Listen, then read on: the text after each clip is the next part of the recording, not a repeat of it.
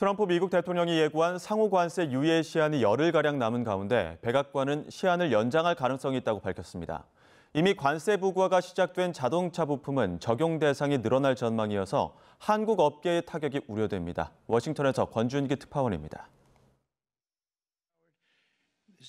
지난 4월 트럼프 대통령이 57개 나라에 부과한 뒤 90일간 유예를 발표했던 상호 관세. 7월 8일인 유예 시한 종료를 앞두고 연장될 가능성은 없는지 질문이 백악관 브리핑에서 나왔습니다. There's no plans to extend that July 8th and July 9th deadline. So it could be extended, but that's a decision for the president to make. 미국 언론들은 이미 유예 시한 연장을 점쳐왔습니다. 영국 외에는 협상 타결국이 없고 나머지 나라들과는 좀처럼 이견을 좁히지 못하고 있기 때문입니다. The deadline is not critical. The president can simply provide these countries with a deal if they refuse to make us one by the deadline, and that. 이번 주에는 이재명 정부 들어 첫 고위급 방미가 이루어져 미국과 관세 협상이 재개됐지만 협상 종료 시점을 예측하긴 쉽지 않습니다. 우리가 패키지라고 하면 되지 구태 줄라이건 오거스트건 이렇게 시점을 붙여서 하기보다는 그냥 패키지로 하는 게 낫겠다. 상호 관세와 별개로 지난 5월부터 자동차와 부품에 부과되고 있는 품목별 관세는 적용 대상이 늘어날 전망입니다. 관세를 부과할 자동차 부품을 확대하기 위해 다음 달 1일부터 미국 업계 의견을 접수하기로 한 겁니다. 지금도 관세 부담을 온몸으로 떠안고 있는 국내 자동차 부품 업계는 관세 적용 대상이 늘어나면 피해가 더 커질 전망입니다. 워싱턴에서 YTN 권중입니다.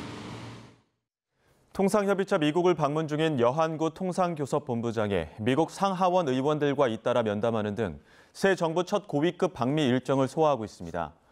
산업통상자원부는 여한구 본부장이 빌 해거티 상원 의원과 영킴 하원 의원 등과 만나 인플레이션 감축법 세액공제 등이 포함된 법안이 한국 기업의 예측 가능한 경영 활동을 뒷받침할 수 있도록 지원해달라고 요청했다고 전했습니다.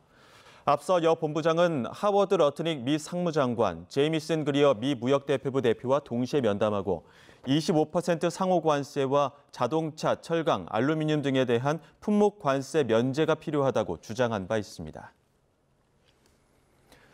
트럼프 대통령의 관세 여파로 미국 1분기 경제 성장률이 0.5% 전 분기보다 줄며 3년 만에 역성장한 것으로 파악됐습니다. 경기 침체 우려로 개인 소비는 하향 조정됐고 취업 시장도 둔화했지만 트럼프 대통령은 금리를 낮춰야 한다고 연준 의장 힘빼기에 들어갔습니다. 뉴욕에서 이승윤 특파원입니다. 올해 1분기 국내 총생산 GDP 성장률이 전분기보다 0.5% 줄며 3년 만에 미국 경제가 역성장했습니다. 트럼프 대통령의 관세 정책의 불확실성으로 기업들이 재고 확보를 위해 수입을 크게 늘린 게 1분기 성장률 하락에 결정적인 영향을 미쳤습니다.